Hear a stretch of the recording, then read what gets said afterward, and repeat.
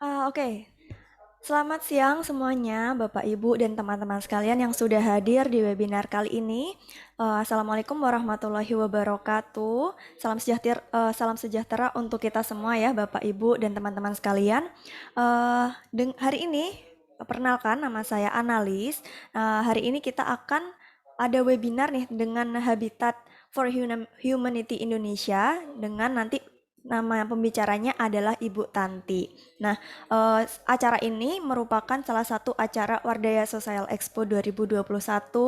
Nah, dan di salah satu acara Wardaya Social Expo itu adalah ada webinar hari ini yaitu dengan Habitat for Humanity Indonesia yang bertemakan Contribution for Humanity dan Where Do I Begin? Nah, maksudnya bagaimana mungkin banyak dari kita yang sebenarnya itu masih bertanya-tanya kira-kira seperti apa sih kita bisa berkontribusi untuk negeri atau untuk kemanusiaan seperti itu. Masih bingung kita mau mulai dari mana. Nah, mungkin webinar kali ini akan menjadi jawaban bagi Bapak, Ibu, dan teman-teman sekalian seperti itu. Nah, bersama kita hari ini sudah ada Bu Tanti ya, Bu Tanti. Selamat siang, Bu. Selamat siang Mbak Analis, terima Sehat kasih. ya, Bu? Alhamdulillah, puji Tuhan sehat. Ya, oke. Nah, ini adalah pembicara kita hari ini ya, Bu Dwi Agustanti, dan beliau merupakan volunteer program dan DR3 Manager di Habitat for Humanity. Nah, untuk DR3 itu Disaster Risk Reduction dan Response ya, Bu Tanti ya, betul ya? Iya benar Mbak. Dan Habitat for Humanity ini merupakan lembaga non-profit yang bertujuan untuk membantu masyarakat miskin di Indonesia, khususnya yang berada di daerah-daerah yang dikategorikan kumuh, miskin, dan terpencil seperti itu Bapak Ibu. Nah, mungkin sebelum kita mulai dengan Ibu Tanti, sebelumnya izinkan saya untuk membacakan beberapa aturan pada webinar kali ini ya Bapak Ibu sekalian. Nah, yang pertama, semua peserta tidak diperkenankan untuk mengaktifkan mikrofon selama webinar berlangsung agar nanti suara dari pembicaranya tidak terganggu seperti itu. Kemudian yang kedua, tidak ada materi PowerPoint yang dibagikan kepada peserta. Yang ketiga, apabila ada pertanyaan mengenai webinar kali ini, silakan ditanyakan di kolom chat atau Q&A ya yang berada di bagian bawah. Kemudian yang terakhir, webinar ini tidak diupload di YouTube maupun Instagram Live. Jadi dihimbau untuk teman-teman, Bapak Ibu sekalian agar memperhatikan webinar ini sampai akhir seperti itu. Nah, sebelum memasuki seksi presentasi oleh pembicara, mungkin saya akan membacakan presentasi terlebih dahulu ya Bapak Ibu tentang Wardaya College. Oke, apakah sudah terlihat Bapak Ibu sekalian ya? Ini adalah acara kita untuk hari ini yaitu Contribution for Humanity. Where do I begin? Pada hari Minggu 5 Desember. Oke, kita akan membahas tentang saya akan memberikan sedikit info terlebih dahulu tentang Wardaya ya. Nah, Wardaya College ini merupakan suatu tempat ya yang mana di sini itu terdapat banyak kesempatan untuk belajar, mengembangkan diri seperti itu. Untuk terutamanya untuk di bidang olimpiade ya Bapak Ibu sekalian. Nah, selain olimpiade ada juga bidang-bidang yang lain seperti leadership dan lain-lain, public speaking seperti itu. Dan di sini juga ada mempersiapkan siswa-siswa kita itu untuk masuk ke universitas top di Indonesia maupun di luar negeri dan juga untuk persiapan beasiswanya seperti itu. Kemudian Wardaya College ini merupakan didirikan oleh Pak Anton Wardaya ini selaku asosiat profesornya, yang mana beliau ini sudah berkecimpung di dunia pendidikan sejak lama ya, dan juga sudah banyak prestasi-prestasi yang diraih oleh siswa-siswa Pak Anton. Pak Anton ini sudah mendampingi anak-anak di Olimpiade mau nasional dan juga internasional nih, bahkan sampai Kazakhstan dan China seperti itu. Nah, kemudian untuk Wardaya College sendiri, departemennya ada apa saja di dalam sini? Ada biologi, matematika dan statistik, computer science, fisika, kimia, dan juga bahasa, seperti itu. Dan kemudian untuk hal apa saja yang bisa dipelajari di Wardaya, salah satunya yang utama ya, yaitu adalah Olimpiade, kemudian ada juga Science dan Mathematical Education, kemudian talenta pemuda seperti public speaking, bisa gabung di Gavel Club atau Toastmaster dan lain sebagainya, ada data science, kemudian ada career development, dan juga ada teknologi dan pendidikan. Nah, untuk profesional kelasnya, ini untuk kelas khusus bagi orang-orang yang mungkin sudah bekerja atau lagi persiapan bekerja ya. Nah, ada kelas data science dan AI yang lagi hits mungkin sekarang ya. Kemudian ada finance, kemudian ada entrepreneurship dan inovasi, kemudian ada arsitektur dan urban design dan juga digital marketing. Kemudian untuk olimpiadenya yang diajarkan ada untuk matematika SD, SMP, SMA, untuk sainsnya ada SD dan SMP, biologi, kimia, fisika, ekonomi, astronomi, dan komputer, ada yang jenjang SMA juga, seperti itu. Nah, untuk persiapan masuk ke dalam univ-univ, bisa univ dalam negeri maupun luar negeri, nanti ada kelasnya. Nah, selain itu ada juga kelas persiapan masuk sekolah unggulan nih Bapak Ibu. Mungkin kita pasti pengen ya anak-anak kita itu masuk ke sekolah yang akreditasinya bagus seperti itu di SMP maupun SMA, sehingga kita siapkan kelas untuk persiapan masuk ke sekolah tersebut untuk SD dan SMP. Nah, ini untuk persiapannya masuk SMP dan SMA unggulan seperti itu. Kemudian untuk di Wardaya sendiri pada bulan ini nanti Desember tanggal 14 sampai 23 ada winter camp. Nah, winter camp ini adalah seperti camp ya. Jadi ada 5 hari begitu siswa-siswa akan secara intensif dibina untuk persiapan olimpiade. Begitu Bapak Ibu. Dan untuk mata pelajarannya ada matematika, IPA, kemudian fisika, kimia, dan biologi. Seperti itu. Nah, untuk pendaftarannya masih dibuka, untuk biayanya 750.000, tapi untuk 5 hari Bapak Ibu. Jadi bukan cuma hanya sehari, tapi untuk 5 hari. Dan satu harinya itu bisa tidak hanya 1-2 jam ya, tapi nanti ada jadwalnya juga seperti itu. Untuk info lebih lanjut bisa menghubungi Wardaya online di nomor di layar. Nah, selain itu untuk persiapan beasiswa nih, mungkin kita masih kepikiran ya untuk kuliah tuh butuh biaya seperti itu. Nah, ada juga nih kelas persiapan beasiswa ke Singapura untuk jenjang SMP. Dan akan diadakan hari ini juga jam 2, jadi setelah webinar hari ini. Dengan Bu Tanti akan ada kelas persiapan, info session tentang kelas persiapan beasiswa Singapura ini. Dengan Pak Anton sendiri dan juga Pak Stefanus. Nah, untuk persiapan masuk kuliahnya, nanti ada juga info sessionnya Bapak Ibu, yaitu dengan Pak Badrus dan Pak Arifin pada hari ini juga, tapi jam 4. Jadi nanti hari ini sangat banyak info session ya, untuk persiapan masuk kuliah dan juga beasiswanya. Selain itu, Wardaya juga sedang mengadakan kompetisi nih Bapak Ibu. Ini yang tahun lalu ya, jadi IRC itu diadakan tiap tahun, yang sebelumnya itu 2021, dan akan diadakan kembali di 2022. Nah, jadi ditunggu, ini adalah lomba seperti Olimpiade begitu, tapi nasional.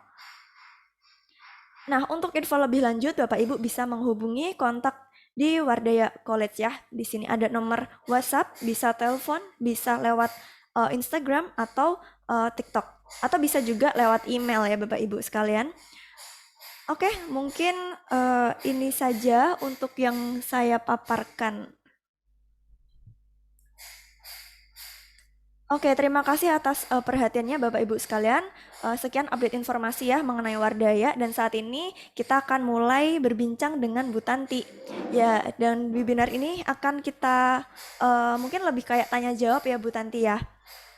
Seperti itu. Halo Bu Tanti, selamat siang. Selamat siang Mbak Analis, terima Ya, Bu. kasih untuk waktunya. Ya, Selamat Hari Relawan Internasional ya teman-teman hari ini. ya Happy Bu. International Voluntary Day. Baik Bu Tanti. Oh ya Bu Tanti, mungkin nih kan kalau kata pepatah tak kenal maka tak sayang ya Bu Tanti. Jadi mungkin Ya, silakan Bu Tanti untuk perkenalan diri terlebih dahulu kepada teman-teman. Mungkin ada yang belum tahu begitu. Mulai dari nama, latar belakang dan juga posisi Ibu di Habitat mungkin Bu. Jadi kalau teman-teman ingin menghubungi gitu kan jadi tahu gitu Bu. baik. Terima kasih Mbak Analis, teman-teman semua selamat siang. Saya sangat bersyukur ya untuk kesempatan yang bisa diberikan gitu kepada Habitat. Jadi ini kita mungkin lebih ke dialogis aja ya. Jadi mungkin lebih jangan terlalu formal juga gitu. Oke, perkenalkan teman-teman, nama saya Tanti gitu ya. Saya bekerja di Habitat for Humanity Indonesia. Ini adalah tahun ke-20 saya bekerja ya di lembaga kemanusiaan gitu. Jadi saya sejak selesai studi itu sudah di humanitarian bidangnya itu memang di respon-respon kemanusiaan gitu ya, baik untuk bencana maupun program-program yang non bencana begitu. Kemudian di Habitat sendiri saya memegang kantor cabang gitu ya. Jadi saya sampai dari 2004 ke 2017 itu saya sebagai pemimpin kantor cabang untuk wilayah DIY dan Jawa Tengah.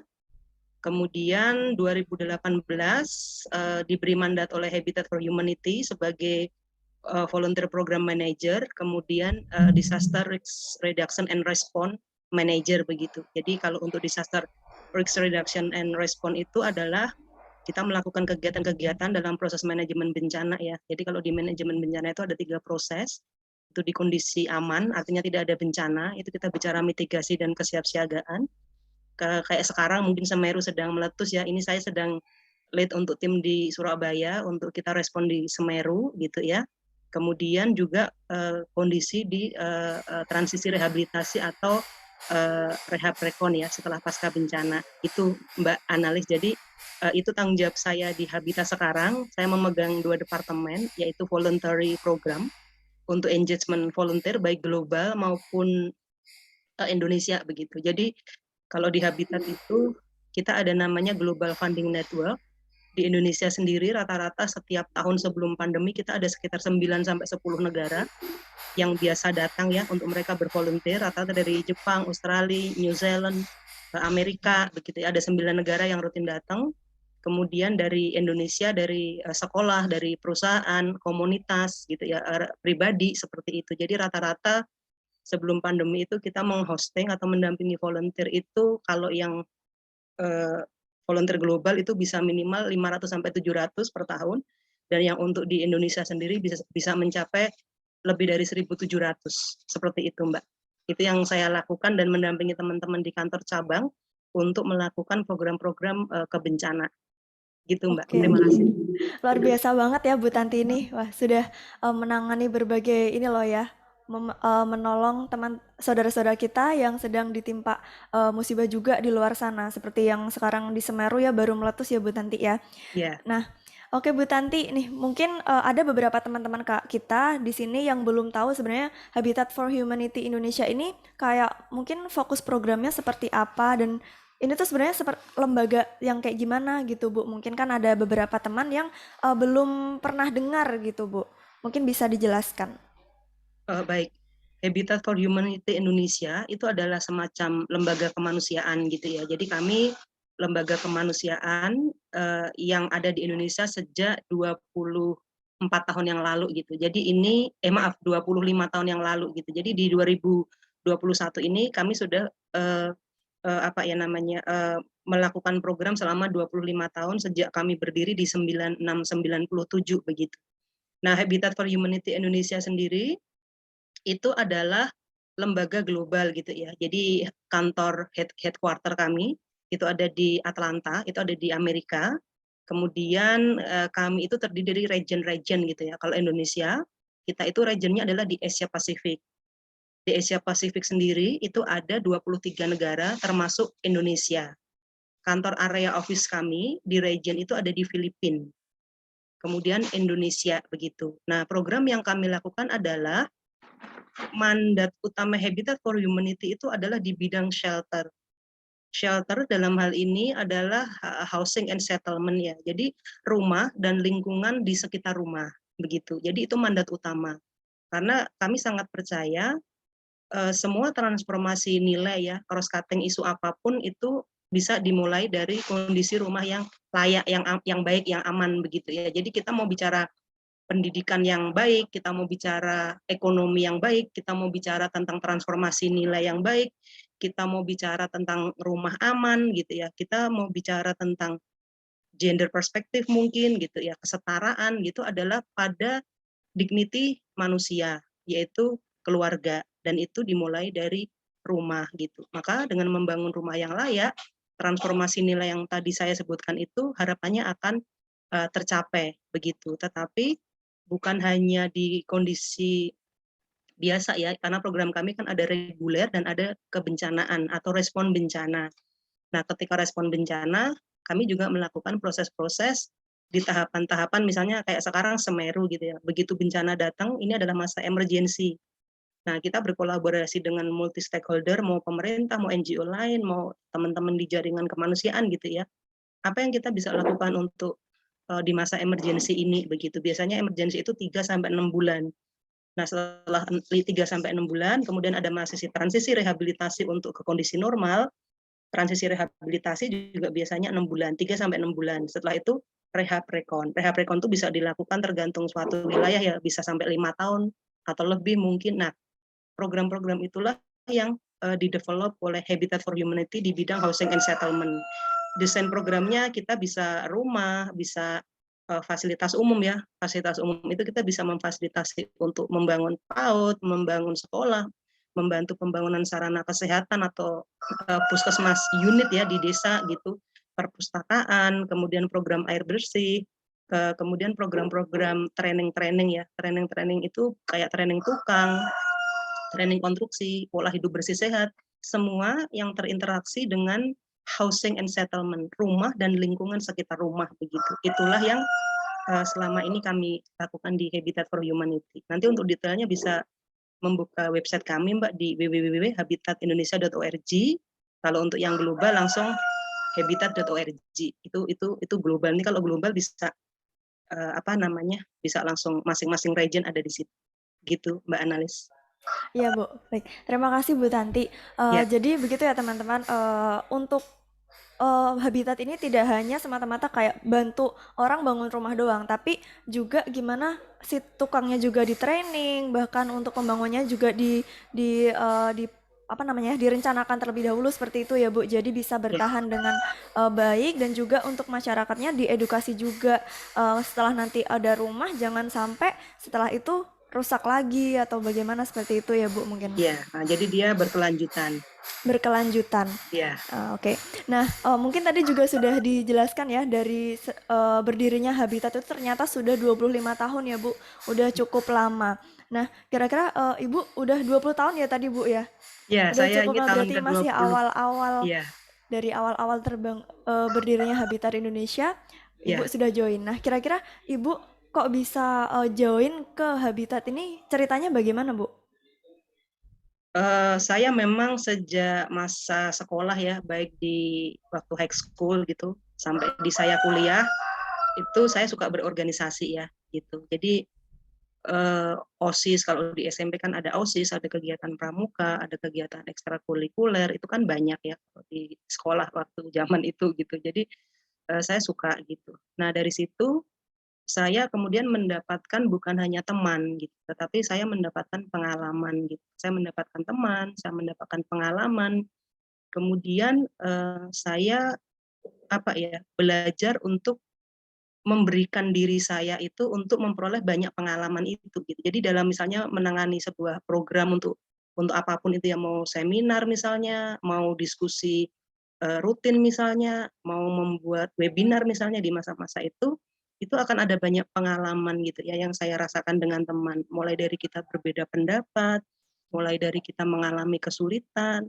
mulai kita berjejaring, mulai kita membangun empati gitu ya, memahami kondisi orang lain dan banyak nilai lain lah gitu ya yang saya dapatkan begitu ya. Nah, itu kemudian yang membentuk saya sampai sekarang ini begitu. Jadi pengalaman-pengalaman itu yang memberikan saya banyak banyak progres yang baik gitu dan yang pasti melatih kita konstruksi berpikir gitu ya. Karena ketika kita berorganisasi ataupun kita aktif, itu kita bukan saja belajar untuk knowledge atau pengetahuan gitu, tetapi kita berinteraksi, sebenarnya dunia ini sedang terjadi apa sih sekarang gitu. Dari orang lain kita akan banyak menerima feedback dan input. Nah, relasi-relasi inilah yang kemudian itu berkontribusi pada cara pandang kita, pada konstruksi berpikir kita ya. Tentu saja ini juga tidak melupakan peran keluarga, itu yang penting juga ya. Nah, itu pengalaman-pengalaman itu yang kemudian menjadikan saya saat ini saya bersyukur gitu ya di Habitat. Habitat ini bukan lembaga main-main ya, dia adalah internasional NGO yang sangat besar gitu ya. Mungkin dia masuk 5 besar di dunia di bidang shelter gitu ya, di bidang hunian gitu ya. Nah, karena tidak banyak NGO untuk di bidang shelter and settlement gitu ya. Nah, apa ya namanya? Dan yang pasti juga menemukan satu kepuasan bahwa ketika mungkin kita secara kognitif itu kita pintar, smart gitu ya, itu tidak cukup begitu. Jadi bagaimana kita membangun karakter, bagaimana kemudian kita berempati gitu ya, memahami orang lain gitu, itu terbangun dari proses yang terjadi itu begitu. Dan itu membawa saya sampai pada titik yang saat ini seperti itu, Mbak Analis. Oke Bu, terima kasih Bu Ya, atas ceritanya ya. Jadi begitu teman-teman, jangan sampai kita tuh hanya mempedulikan akademik saja, tapi sebisa mungkin kita juga improve keterampilan sosial kita gitu. Bisa mulai dari kepedulian dengan sesama dan juga mungkin cara kita berkomunikasi dengan orang lain seperti itu ya Bu. Dan itu ya, akan membawa kita pada kesempatan-kesempatan yang luar biasa di luar sana. Oke Bu, ini pertanyaan selanjutnya mungkin Bu, ya. kegiatan-kegiatan dari Habitat for Humanity Indonesia yang sebelum-sebelumnya gitu Bu, yang sudah selesai ada apa aja Bu? Kayak misalkan mungkin program di kota A atau seperti itu Bu, bisa diceritakan? Kalau program yang saat ini jalan kan, kami kan secara garis besar ada 2 ya. Program yang sifatnya itu apa ya namanya reguler gitu, atau program yang sifatnya kebencanaan begitu. Nah, yang kami itu saat ini ada di 4 klaster area gitu ya. Yang pertama itu ada di Jakarta. Jakarta itu dia cover Jabodetabek gitu ya. Jadi Jabodetabek itu ada di wilayah Jakarta. Kemudian ada di Jogja. Jogja itu adalah di DIY dan Jawa Tengah. Kemudian ada di Jawa Timur. Itu dia Jawa Timur itu juga mencakup daerah Kepulauan Riau, Sumatera begitu ya. Kemudian yang satu, sorry, kalau Jawa Timur itu di wilayah Indonesia Timur, sorry, Jawa Timur dan wilayah Indonesia Timur, yang satu lagi itu ada di Batam. Batam itu untuk kepulauan Sumatera dan Riau dan Kepulauan Sumatera begitu ya. Nah itu. Nah, saat ini seperti contoh misalnya teman-teman di Jogja. Di Jogja itu mereka itu ada program pendampingan di satu desa, ini sudah berjalan hampir 3 tahun ya, mereka tuh kayak memfasilitasi pembangunan rumah baru, menghosting program-program kesukarelawanan, kemudian membangun fasilitas umum, melakukan training-training untuk komunitas gitu ya, yang berhubungan dengan housing and settlement, rumah dan lingkungan sekitar rumah.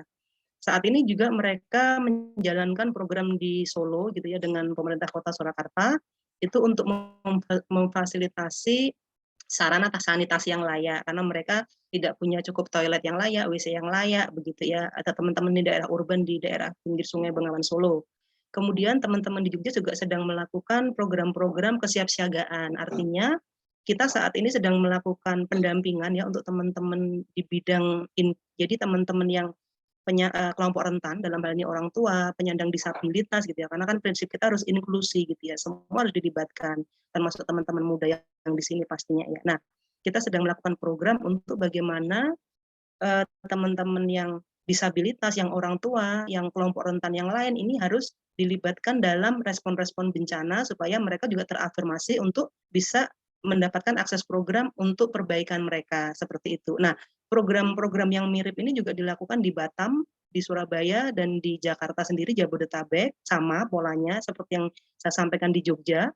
Dan saat ini kami sedang melakukan respon bencana untuk di NTT. Di NTT itu ada di 2 kepulauan, itu di Kupang dan di Lembata, gitu ya. Kemudian kami juga sedang menginisiasi proyek juga di daerah NTT, sedang kami inisiasi dalam melakukan assessment. Kemudian jadi kami sejak 2018 ya Lombok gitu. Saya dulu pegang Lombok untuk proyek 10 bulan di Lombok untuk respon gempa. Kemudian Palu itu di Sulawesi Tengah, Sulawesi Barat, Majene kita juga masuk. Kemudian terakhir ini kan NTT ya. NTT yang ada yang Indonesia Timur, kita fokusnya di Lembata dan di Kupang seperti itu.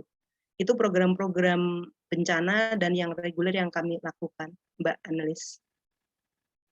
Baik Bu, Ya, terima kasih atas pemaparannya. Nah, ya. jadi programnya itu banyak sekali ya teman-teman untuk yang dilakukan Habitat for Humanity. Nah, mungkin ini Bu, Ini Mhm. mungkin pertanyaan yang akan sering berkecimpung di kepala anak-anak muda sekarang nih. Sebagai generasi muda, khususnya remaja, mungkin beberapa masih bingung untuk berkontribusi dalam hal seperti ini tuh lewat mana, terus mulai dari mana, seperti itu, Bu. Mungkin bisa diberikan sedikit apa ya pencerahan begitu, Bu, bagi generasi muda kita. Dan mungkin bisa nggak sih, Bu, kalau kita kontribusinya itu melalui Habitat for Humanity Indonesia, kayak gitu, Bu? Oh ya, pasti bisa ya. Jadi kalau kita berbicara tentang saya sebagai anak muda gitu ya, generasi penerus bangsa itu harus mulai dari mana gitu ya. Jadi teman-teman harus tahu dulu sebenarnya apa sih yang terjadi di belahan bumi ini gitu ya. Gitu. Di dunia ini, di bumi ini tuh ada ratusan negara gitu. Nah, sebenarnya apa sih yang terjadi dengan dunia ini termasuk dengan Indonesia gitu. Itu yang harus dijawab dulu gitu. Apakah mungkin kalau anak muda apakah saya hanya tahu sekolah, kemudian saya main game, kemudian nonton film Korea gitu ya, kemudian hangout gitu. Itu tidak ada yang salah dengan itu. Saya juga melalui proses itu waktu saya muda ya. Jadi tidak ada yang salah dengan itu karena hidup memang harus seimbang gitu ya. Nah, tetapi kalau kita mau memberikan hati kita gitu ya pada isu-isu sosial gitu ya, pada isu-isu kemanusiaan misalnya, kita harus tahu dulu apa yang terjadi. Nah, dan itu bisa kita mulai kalau kita mengenal namanya SDGs. Saya tidak tahu kalau di Wardaya apakah teman-teman sosialisasi tentang Sustainability Development Goals atau tujuan pembangunan berkelanjutan itu pernah di-share ya Mbak ya. Kalau memang belum untuk itu saya juga bersedia nanti untuk membantu memberikan apa ya informasi itu gitu. Jadi saat ini jadi pemerintah kan dulu punya program namanya MDGs, Millennium Development Goals, ya itu di 2015 sampai 2020, kemudian nanti 2020 sampai 2030 itu dilanjutkan dengan namanya Sustainability Development Goals. Nah, ini apa gitu loh. Sustainability Development Goal ini gerakan apa? Ini adalah gerakan yang dicanangkan oleh United Nations, oleh PBB gitu ya, yang sudah diafirmasi atau disetujui dalam kebijakan pemerintah di masing-masing negara. Ada sekitar 179 negara di dunia fokus kepada SDGs. Nah, di dalam SDGs itu, di dalam Sustainability Development Goals, itu ada yang namanya 17 isu. 17 isu yang sedang diselesaikan oleh masing-masing negara di dunia. Gitu ya, ada kemiskinan, ada kelaparan, ada masalah air bersih, ada masalah gender, ada masalah kesehatan, ada masalah pendidikan. Nah, itu nanti teman-teman bisa googling, melihat kalau di Indonesia itu nanti namanya tujuan pembangunan berkelanjutan. Itu kalau di Indonesia kan bisa buka linknya Bappenas, kemudian teman-teman bisa di situ. Nah, SDGs ini kan selesainya di 2030. Itu kira-kira kan berarti tinggal sekitar 9 tahun lagi kan, karena ini 2021. Nah, sebenarnya kalau kita bicara tentang SDGs, itu ada namanya multi stakeholder atau pihak-pihak yang bisa berkontribusi.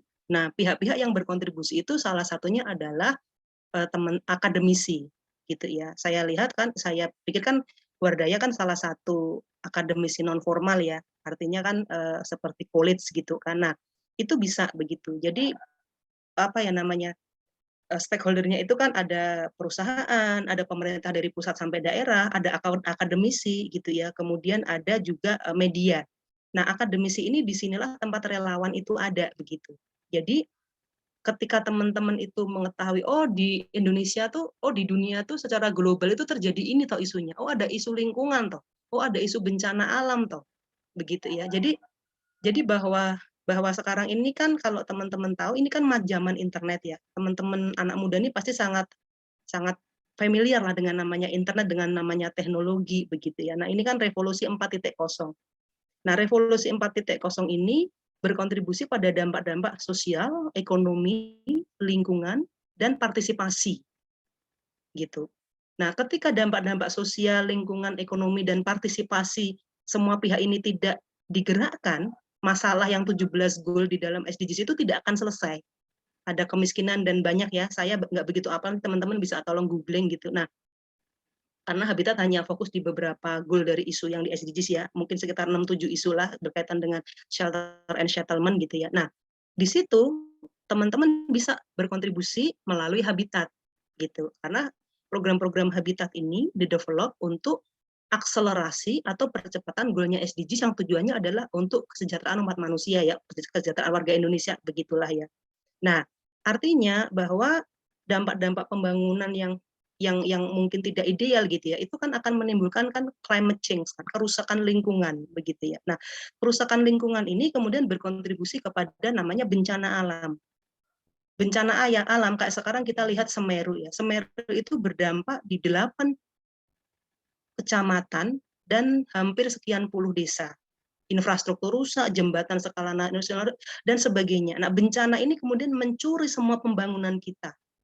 Nah, disinilah peran kita. Bagaimana kita mendukung SDGs, bagaimana sih program-program kemanusiaan itu harus memperhatikan faktor ekonomi, lingkungan, gitu ya, sosial dan partisipasi semua. Nah, dan teman-teman muda di sini bisa mendukung itu. Karena itu juga akan memberikan pengalaman ya, bukan hanya sebatas pada sertifikat recognition karena memang habitat lembaga yang besar ya, tetapi itu akan membuat teman-teman itu memiliki daya kritis gitu ya di luar semua kemampuan kognitif yang ada gitu. Bernalar, ketika dibenturkan ada masalah, oh kita mau bantu proyek ini, kita caranya begini dan segala macam gitu ya. Kita untuk mau mengatasi masalah bencana di Semeru misalnya atau bencana di apa namanya di NTT misalnya atau masalah-masalah kaitan dengan permukiman miskin misalnya. Nah, itu banyak sekali kesempatan. Karena kalau primary goal-nya habitat itu ada di goal nomor 11 gitu ya. Itu permukiman yang berkelanjutan, tetapi terinteraksi dengan WOS, dengan kemiskinan, dengan kelaparan, dengan ekonomi gitu. Jadi ada sub goal-nya gitu yang itu terintegrasi. Nah, dengan memahami sebenarnya apa sih yang menjadi masalah di dunia saat ini ya. Jadi teman-teman harus juga aktif untuk belajar literasi begitu. Membuka gitu ya, membuka itu ada juga versi SDGs yang untuk anak muda. YouTube itu banyak sekali. Nah, di situ teman-teman akan memperoleh pemahaman literasi yang baik. Ketika transformasi literasinya sudah jalan, knowledge-nya ini sudah jalan, bagaimana berkontribusi? Memilih lembaga-lembaga yang juga mensupport SDG, salah satunya adalah Habitat, walaupun mungkin ada lembaga yang lain juga ya, tapi kan saya tidak tahu ya. Nah, karena apa? Karena di Habitat ini ada khusus departemen volunteer, volunteer program gitu ya. Jadi kami selalu percaya bahwa volunteer ini adalah letak di mana semua sumber daya keterlekatan itu ada menempel di mereka gitu. Mereka punya pengetahuan, mereka punya jaringan, mereka memiliki waktu gitu ya. Mereka mungkin memiliki sumber daya yang lain. Nah, Habitat nggak mungkin bisa lakuin ini sendiri gitu. Nah, ayo kita barengan nih gitu. Dalam prosesnya pasti nggak apa ya. Dalam prosesnya nanti pasti nggak semuanya mungkin gampang begitu. Tetapi itu akan memberikan satu pengalaman di mana itu teman-teman tidak bisa beli di ranah apa ya formal sekolah begitu. Itu hanya bisa dialami kalau teman-teman memberikan diri gitu. Nah, itu dimulai dari pertama hati, kemudian mencari informasi dan berinisiatif untuk bergabung gitu. Nah, di situ nanti akan terolah dengan semuanya begitu. Jadi kalau saran saya belajar dulu dari SDGs karena SDGs itu adalah masalah yang akan diselesaikan di dunia ini gitu ya, termasuk di Indonesia. Nah, kalau sudah tahu SDGs, silakan teman-teman memilih lembaga yang mungkin memiliki korelasi dengan hati yang teman-teman serap gitu ya. Nah, seperti itu. Nah, di sana nanti akan terasa sendiri begitu. Nah, sertifikat recognition itu adalah proses dari itu semua begitu. Nah, pengalaman kami adalah apa ya, teman-teman yang menjadi relawan atau volunteer di Habitat ini memang ketika mereka memiliki community outreach activity ya, gitu ya, termasuk dengan Habitat, itu akan menjadi poin plus bagi teman-teman misalnya ketika mencari beasiswa, kemudian ketika mungkin sudah berprestasi kognitif yang baik, kemudian ingin mencari sekolah-sekolah favorit apalagi di luar negeri, begitu ya. Nah, itu akan menjadi nilai plus begitu. Jadi proses volunteerism dengan bergabung ya untuk menyelesaikan masalah-masalah sosial itu akan menjadi community outreach-nya teman-teman nilai lebih gitu ya. Nah, itu yang mungkin biasanya dari pengalaman saya itu akan menjadi bahan pertimbangan juga begitu ya. Dibanding ketika mungkin tidak ada kegiatan community outreach ya. Mungkin yang lain mungkin ya bisa sih prestasi belajar atau mungkin prestasi di bidang olahraga misalnya atau lain itu mungkin bisa juga begitu. Nah, salah satunya adalah community outreach itu gitu. Karena nanti kalau kita bekerja kan pasti kita juga akan berinteraksi dengan orang lain dan semuanya masyarakat begitu ya. Nah, proses inilah yang akan didapatkan oleh teman-teman ya di Wardaya juga terutama. Begitu Mbak. Saya ngomongnya terlalu cepat nggak ya Mbak ya? Atau mungkin kalau Oke ada kok Bu, oke. teman-teman yang bingung bisa langsung tanya aja nggak apa-apa ya? Iya betul, Nah, mengingatkan kepada teman-teman dan Bapak Ibu sekalian, jika ada pertanyaan bisa langsung disampaikan lewat Q&A atau chat di kolom Zoom-nya ya. Jadi nanti bisa langsung dibacakan pertanyaannya dan bisa langsung dijawab oleh Bu Tanti, begitu ya Bu?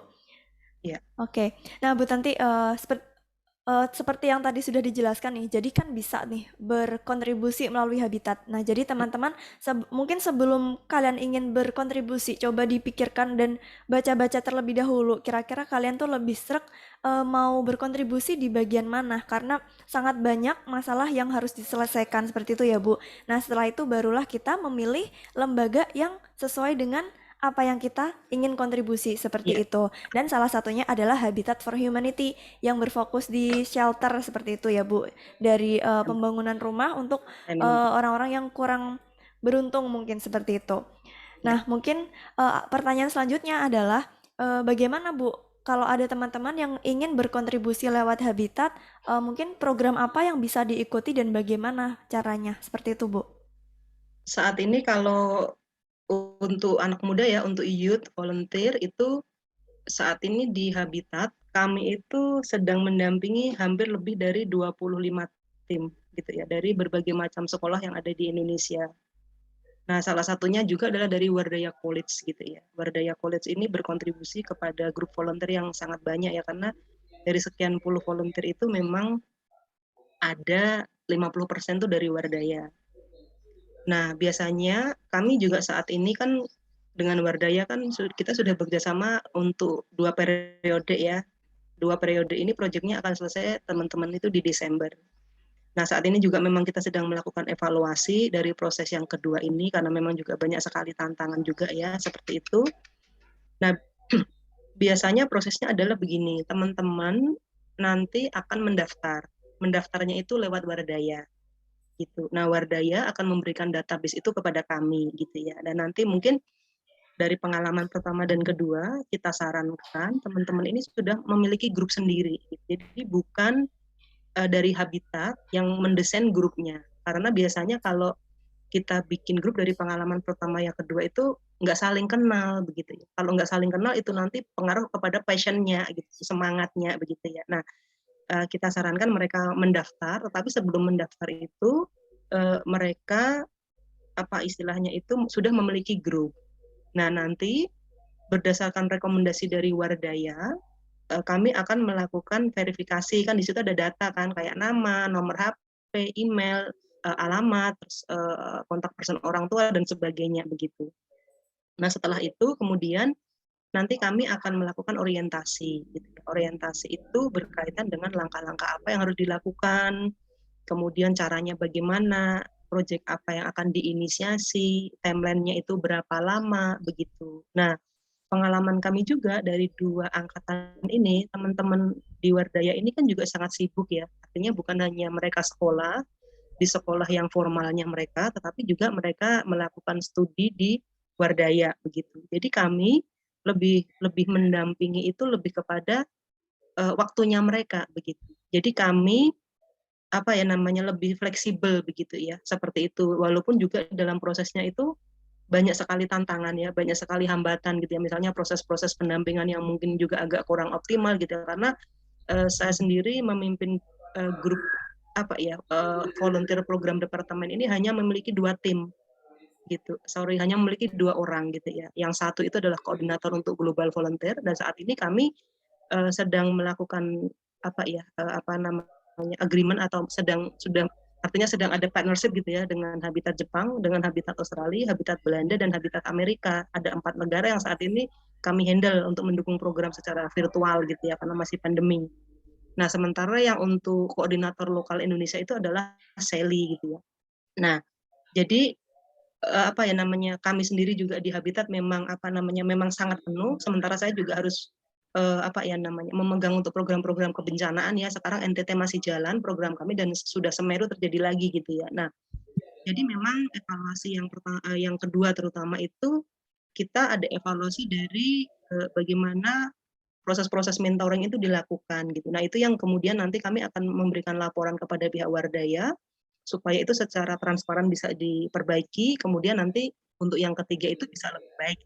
Jadi seperti itu. Jadi mendaftar tapi sudah ada tim. Nah, nanti di situ kita akan melakukan pola pendampingan. Apakah ada proses yang berbeda dari proses yang pertama dan yang kedua gitu. Tetapi prinsipnya adalah bahwa proses yang dilakukan teman-teman ini adalah memberikan kesempatan, memberikan ruang untuk teman-teman ini bisa berekspresi, melakukan peminatan untuk community outreach mereka, sehingga mereka belajar proses, belajar tentang nilai gitu, value begitu ya. Jadi bukan untuk maksudnya bukan untuk habitat begitu ya, tapi untuk masyarakat yang bersama-sama kita dampingin begitu.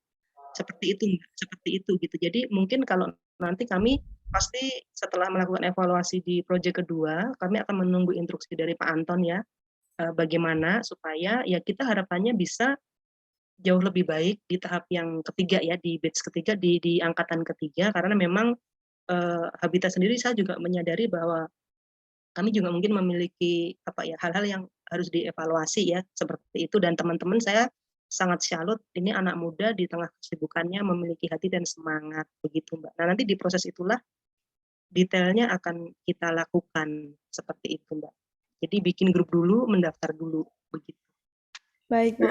Terima kasih, Bu. Jadi begitu ya, teman-teman. Kalau bisa, teman-teman bikin grup terlebih dahulu, kemudian baru nanti menghubungi Habitat, jadi bisa lebih terstruktur bagaimana nanti mau menjalankan programnya seperti itu. Nah, Ya. selain itu, contohnya nih teman-teman dari OSIS SMA Wardaya bersama dengan Habitat Indonesia itu lagi ngadain fundraising nih teman-teman buat teman saudara-saudara kita di NTT ya, melalui yaitu lomba Young Geniuses and Philanthropies Oh yang iya, ya Bu yang sedang iya. berjalan dan sedang dibuka nih pendaftarannya. Nah, jadi nanti uang pendaftarannya itu bukan buat keuntungan anak-anak OSIS ini, tapi nanti untuk didonasikan ke NTT seperti itu.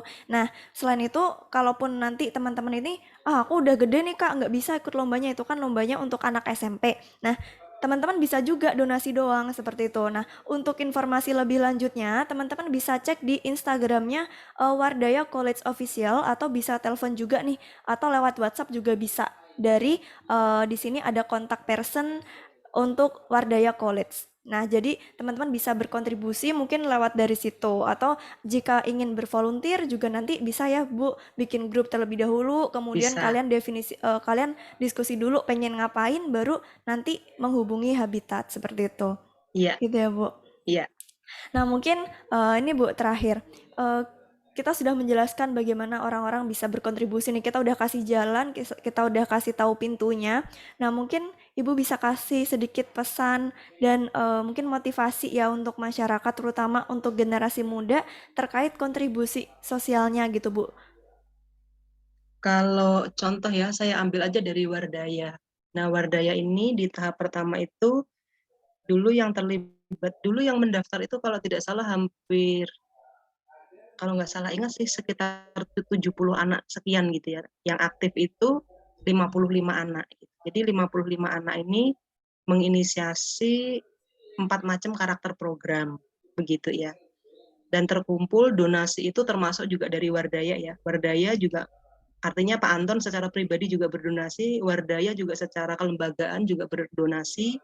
Kemudian teman-teman dari 55 ini ya, 55 anak ini yang terdiri dari 6 atau 7 grup ya, saya agak lupa begitu. Nah, itu tuh terkumpul hampir dana itu sekitar 80 juta lebih gitu. Nah, 80 juta ini kemudian kita kontribusikan waktu itu untuk NTT dan tempat singgah pejuang medis begitu ya. Nah, mungkin kalau untuk membangun rumah itu bisa berdampak pada mungkin satu keluarga gitu ya, karena nilai rumahnya Habitat kan ya cukup tinggi begitu ya, karena ini rumah permanen gitu. Tetapi jangan lupa begitu ya bahwa shelter atau rumah yang dibangun ini berkontribusi kepada beberapa generasi yang itu akan menjadi lebih baik begitu. Itu yang pertama. Jadi setiap proses-proses fun for the mission ya. Jadi memang sempat ada misunderstanding gitu ya, bahwa ketika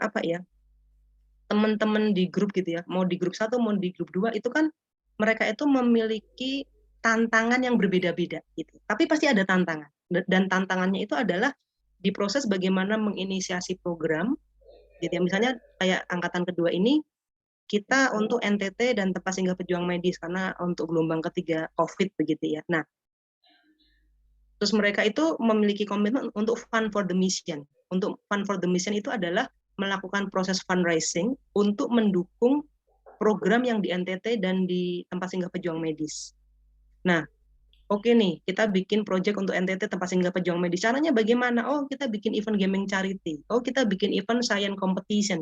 Oh, kita jualan kue. Oh, kita bantu merangkum pelajaran, nanti bikin blog, kita translate gitu ya. Kemudian nanti mereka minta berdonasi. Oh, kita ada giving for giving. Kalau giving for giving itu misalnya memberikan kursus bahasa Inggris begitu ya, atau bahasa Mandarin, semua whatever lah gitu ya. Nah, ada lagi yang saya tahu itu ini kayak merchandise competition begitu ya. Jadi anak-anak muda ini sangat kreatif ya, dan basicnya memang digital gitu, teknologi begitu. Nah, tetapi memang ketika dari pengalaman kami itu, misalnya mereka inisiasi gaming charity, mereka tuh belum memiliki pengalaman gitu loh. Dan Habitat ini juga nggak setiap hari sama mereka kan, kita kan ketemunya virtual ya, kita kan nggak kenal gitu. Jadi sudah dari Wardaya mereka nggak saling kenal gitu kan, kita kenalin gitu kan, difasilitasi. Kemudian sama Habitat juga nggak kenal gitu kan, kita juga intens ketemuannya nggak sering kan, bisa seminggu sekali, bisa 2 minggu ya, walaupun proyeknya lama. Nah, ini kemudian menimbulkan tantangan gitu. Sementara teman-teman muda ini juga punya tugas sekolah dan tugas Wardaya gitu. Nah, challenging-nya ini luar biasa begitu. Nah, itulah yang sangat dihargai oleh Habitat. Karena Habitat tidak pernah sama sekali mentargetkan uang. Tidak pernah. Kalian mau fundraising 5 juta, 3 juta, 10 juta, 70 juta, terserah. Habitat tidak pernah pasang target, tidak pernah sekalipun gitu. Jadi itu inisiasi dari teman-teman. Oke Kak, kita mau target 7 juta, it's okay. Kita mau target 3 juta, it's okay gitu ya. Nah, seperti itu tidak ada masalah bagi kami. Karena kalau saya misalnya melaporkan ke Pak Anton itu lebih kepada prosesnya. Ini loh Pak, proses ini belajar gitu. Karena kami tahu teman-teman ini suatu hari itu akan menjadi orang-orang yang hebat gitu. Siapa tahu nanti ada yang jadi CEO, ada yang jadi GM, ada yang jadi owner perusahaan. Kita kan nggak ngerti anak-anak muda ini akan dapat apa. Tetapi yang kita mau transformasikan kepada mereka adalah ini loh, kalian ini bisa, kita tuh kasih satu ruang untuk kalian dapat pengalaman gitu ya. Nah, memori yang baik inilah untuk tugas-tugas kemanusiaan atau untuk community outreach inilah yang ingin tuh kita lekatkan di hatinya mereka. Sehingga ini akan dibawa mereka kemanapun ketika nanti mereka besar gitu. Oh iya, dulu aku dengan Habitat punya pengalaman kayak gini nih untuk orang miskin gitu ya. Oh dulu tuh prosesnya begini gitu. Nah itu memori itu akan terbawa, nilai itu akan terbawa. Ketika mereka sudah besar nanti, sudah lebih dewasa ya, mereka bisa mengambil keputusan. Kalau mereka mau kembali ke Habitat ya, alhamdulillah puji Tuhan ya, kita akan pasti terima begitu. Nah, proses inilah yang sebenarnya penting gitu. Fundraising output itu adalah hasil dari proses ini begitu. Nah, kadang-kadang juga tantangan kami selain itu adalah namanya anak muda kan kadang-kadang kan capek ya, aduh Kak kami capek, kayak sudah mau putus asa gitu ya. Nah terus kita bangkitin lagi nih gitu. Nah proses-proses itu yang menurut saya justru menjadi penting gitu. Dan kadang-kadang kalau bikin event ini gagal, bikin event ini gagal lagi gitu ya, bikin event ini, saya ada dampingin satu grup gitu ya, dia itu sampai membuat 4 event dan 3 event itu gagal gitu, dan 1 event itu berhasil, mereka dapat fundraising hampir 10 juta. Itu bagi saya amazing ya. Jadi proses ketika mereka tidak menyerah, ketika proses mereka itu punya komitmen, ketika proses mereka tuh punya hati itu loh. Itu yang menurut saya value yang sangat penting dari bagian dari community outreach. Nah, itu yang kita belajar tentang kesukarelawanan. Bukan hanya untuk mendapatkan sertifikat recognition. Kalau kalian mau dapat sertifikat recognition, udah saya kasih aja sekarang. Saya mintain approval ke saya punya national director gitu ya. Tapi kalian mau belajar apa? Itu kan nilainya jadi hilang. Nah, saya nggak mau, saya tidak akan pernah mau mengeluarkan sertifikat recognition tanpa teman-teman melalui proses ini gitu. Nah, proses pembelajaran inilah yang ingin kita transformasi, yang ingin mereka punya memori yang baik, mereka memiliki pengalaman yang baik, sehingga mereka akan istilahnya itu terbangun gitu loh karakternya. Itu aja sih Mbak Analis yang selama ini ingin kita bagikan ya, seperti itu. Jadi ya jangan menyerah lah ya gitu. Nah itu yang tantangannya yang berat di situ sebenarnya, Mbak. Kalau dampingi teman-teman apalagi kan sampai 6 bulan kan Iya, kami iya. proyeknya gitu. 5 kalau ini Agustus sampai Desember itu berapa? Agustus September 5 bulan ya. Gitu. Seperti itu, Mbak. Oke Bu Tanti, terima kasih. Jadi seperti itu ya teman-teman. Emang nggak gampang buat berkontribusi, tapi dalam prosesnya itu kalian bisa belajar banyak banget hal yang nantinya akan berguna bagi kalian di kehidupan selanjutnya, seperti itu. Nah, mungkin karena kita sudah berada di penghujung waktu nih Bu Tanti, Iya, terima kasih atas waktunya hari ini bisa berkesempatan memberikan sama-sama, Mbak. informasi melalui Wardaya begitu Bu. Nah, Iya. Ibu Tanti, mungkin ini ada sebuah penghargaan dari Wardaya College. Jadi ada sertifikat untuk Oh Ibu ya, karena terima sudah kasih. berkontribusi dalam acara hari ini, begitu Bu. Iya, Dan terima kasih nanti akan sekali, Mbak. dikirimkan juga, iya. Baik, iya. Terima kasih Terima kasih banyak ya ya. teman-teman ya, tetap semangat ya. Saya juga ini kembali ke respon bencana di Semeru Baik Bu, sama baiklah. nanti ya, sambil rekrut volunteer lagi buat bantu kita Iya semua. Bu, betul. Iya, Baik, begitu mungkin ya Bapak-bapak, Ibu-ibu, dan teman-teman sekalian, acara hari ini. Sebelumnya saya ingin mengingatkan kembali, untuk hal acara hari ini tidak akan di-share, jadi terima kasih ya sudah menyaksikan sampai akhir, dan untuk informasi lebih lanjut bisa menghubungi Instagram Wardaya College atau melalui WhatsApp, seperti itu. Oke? Atau juga untuk informasi lebih lanjut tentang Habitat bisa ke webnya Habitat Indonesia, begitu ya Bu? iya betul. Baiklah, kalau begitu sekian mungkin dari saya dan Bu Tanti, Bapak Ibu sekalian. Terima kasih atas waktunya, sampai jumpa di kesempatan yang lainnya. Begitu, Bu. Iya, terima kasih Mbak Analis, terima kasih teman-teman semuanya. Terima kasih, Bu. Happy International Volunteers Day ya. Yo, salam sehat. Mari. Mari, Bu. Iya, saya Alif ya Mbak. Baik, Bu. Terima Iya, kasih. terima kasih Mbak. Salam buat Pak Anton. Ya, Bu. Iya, mari.